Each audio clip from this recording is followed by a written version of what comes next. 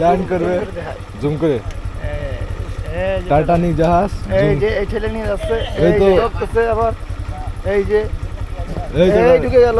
এই যে টাইটানিক জাহাজ আস্তে আস্তে প্রশান্ত মহাসাগর আটলান্টিক আটলান্টিক মজা করে মারি দিয়েছে। এই যে আমরা ছেড়ে দিয়ে চলে যাচ্ছি। লোকজন এই যে জাংলা ভাঙ্গে না কে জাংলা ভাঙ্গে না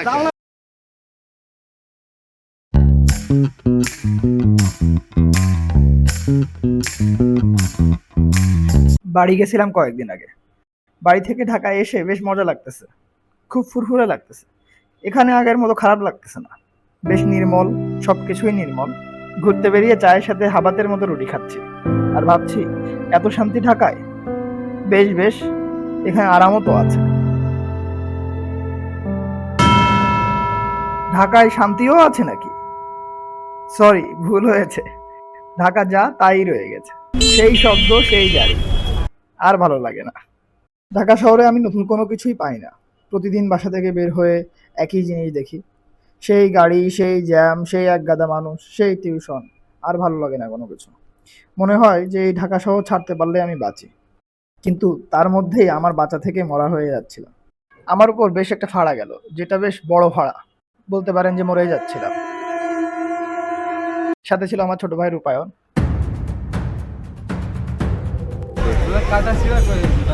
এই শুধু আরে ভাই, আমি তো বিধিঘাটা অ্যাক্সিডেন্ট হয়েছে কালকে।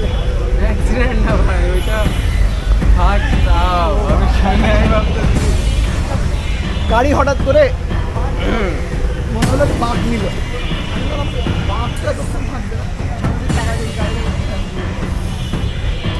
কিছুক্ষণের মধ্যে গাড়িটা এখন তিনবার দিল, একবার, দুইবার, তিনবারের মাঝে ঠেকলাম।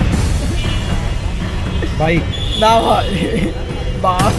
প্রথমে হলো আমরা দেখতেছি যে বাস যাচ্ছে। বাস যাওয়ার পরে একটা টাইমে কি হলো যে বাস হঠাৎ করে মনে হলো যে এটা বাঁক নিল। তো ওকে ফাইন, আমি জানলার দিকে তাকায় আছি। তো তারপরে একটা বাঁক যখন নিচ্ছে তখন হলো মনে হলো যে পাহাড়ি রাস্তার মতো বাঁক নিচ্ছে। হ্যাঁ, বাঁক নিতে নিতে এবার আমি বললাম এতক্ষণ তোর বাঁক নেয় না। তো সামনের দিকে তাকায় দেখি যে বাস জাস্ট দেখা গেছে, রাস্তার মাঝ বরাবর এখন দেখা গেছে। তারপরে বাসটা আবার ঘুরে গেল, ঘুরে যে একবার ডিগবাজি দিল আমরা বাসের ভিতরে, তারপর আরেকবার ডিগবাজি দিল, তারপর আরেকবার ডিগবাজি দিয়ে এই রাস্তার পাশে সে খাদের মধ্যে পড়ে গেল। হ্যাঁ, তো আমি এর মাঝখানে দেখলাম যে আমি একবার স্লোমোতে একবার নিচে ঘা খাচ্ছি, একবার উপরে উঠতেছি, একবার নিচে ঘা খাচ্ছি, এইভাবে এইভাবে আমাদের চলছে। হ্যাঁ, যা গেছে গেছে, এখন জানবো বাড়িতে কি হলো। কিন্তু বাড়ি তো ডুবে গেছে, রাস্তায় পানি উঠে গেছে। জল বৃষ্টির মধ্যে আমরা বাইক নিয়ে বের হলাম। এই আমরা বলতে আমরা তিনজন। এক, আমাদের এক দাদা, নাম সাগর। দুই, আমার ছোট ভাই রূপায়ণ। তিন, আমি। তিন পাগল বৃষ্টির মধ্যে ছেঁড়া জামা কাপড় বলতে গেলে পরে বের হয়েছি বাইকে। সাথে থাকুন আমাদের। না গো, বলার কিছু ছিল না, চেয়ে চেয়ে দেখলাম তুমি চলে গেলে, তুমি চলে গেলে, হায় চেয়ে চেয়ে দেখলাম আমার বলার কিছু ছিল না। না গো, আমার বলার কিছু ছিল না। আগল টাইটানিক জাহাজ। এই যে আমাদের এখন আমাদের গ্রামের টাইটানিক জাহাজ ল্যান্ড করবে জুম করে টাইটানিক জাহাজ এই যে এই ঠেলে নিয়ে যাচ্ছে, এই এই তো। যে ঢুকতেছে আবার, এই যে এই যে এই ঢুকে গেল। এই যে টাইটানিক জাহাজ আস্তে আস্তে প্রশান্ত মহাসাগর আটলান্টিক আটলান্টিক মজা করে মারি দিয়েছে। এই যে আমরা ছেড়ে দিয়ে চলে যাচ্ছি। ভাইরাল মানে ওকে সামনে যায়।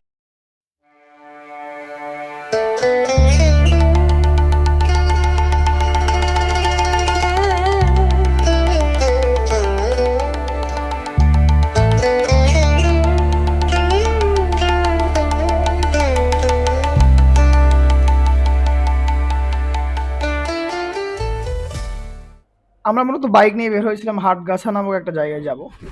ওইখানে নাকি সব থেকে বেশি জল উঠছে। ওইখানকার মানুষজনের অবস্থা খুবই বাজে বলতে গেলে।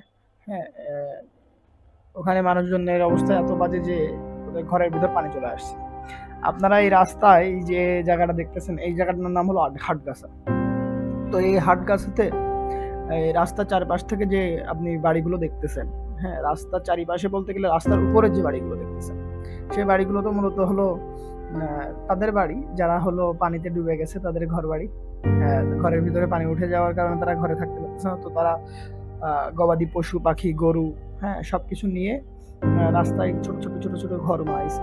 এই ছোট ছোট ঘর বানায় তারা আসলে কোনোভাবে থাকতেছে। তো তাদের আসলে কষ্টের শেষ নেই। তাদের একটা বড় প্রবলেম হলো যে তাদের বাথরুমের অসুবিধা, তাদের খাবারের অসুবিধা।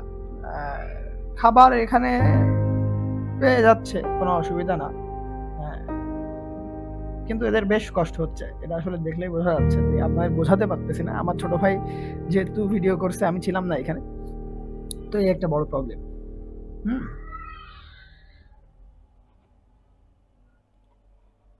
গাইস এই যে বুঝেছি না, চুলটা ঠিক করিনি। এর মাঝখানে তারা আমাকে রেখে বাইক নিয়ে চলে গেছে। কই গেছে তা আসলে আমি জানি না, বা জানতাম না আর কি। এসে দেখি তারা অনেক জায়গায় ঘুরে ফেলছে। হ্যাঁ, আমি অনেকক্ষণ ধরে বাসায় বসে আছি। যেখানে আমাকে রেখে গেছে সেখান থেকে হেঁটে হেঁটে আমি বাসায় গেছি। অনেক কিছু ঘটছে আর কি। ওকে আমি দেখাই যে আপনাদের তারা কোথায় কোথায় ঘুরছে।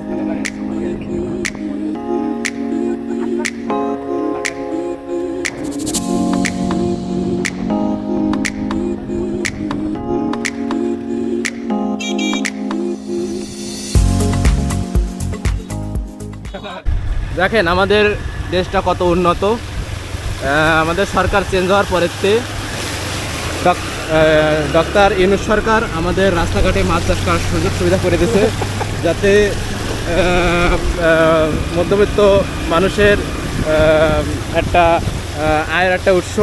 আসলে এখানে প্রচুর পরিমাণে মাছ আছে, বড় বড় হাঙর, তিমি এবং আরও বৈদেশিক মাছ যা বিক্রি করে আমরা বৈদেশিক মুদ্রা অর্জন করছি। আসলে আমাদের ইউনিট সরকার আমাদের জিনিস যা করলো তা আমরা কোনোদিন ভুলতে পারবো না। অসংখ্য ধন্যবাদ স্যার আপনাকে। আপনার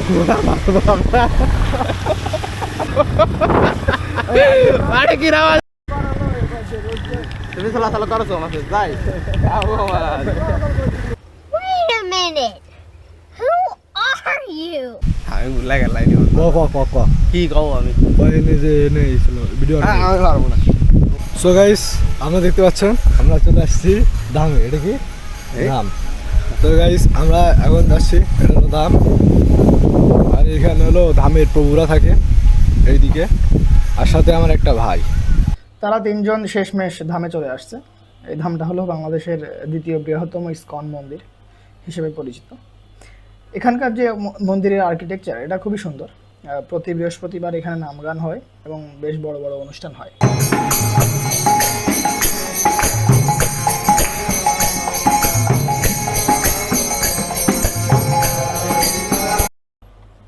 এখানকার পরিবেশটা অনেক সুন্দর। এখানকার যে আবহাওয়া, এখানকার যে ল্যান্ডস্কেপ, এখানকার যে মনোরম পরিবেশ, হ্যাঁ, মনটা একদম ফুর্তিতে ভরে যায়। নির্মল একটা পরিবেশ। এই পরিবেশটার জন্যই আসলে ওরা এখানে গেছে আমার মনে হয়।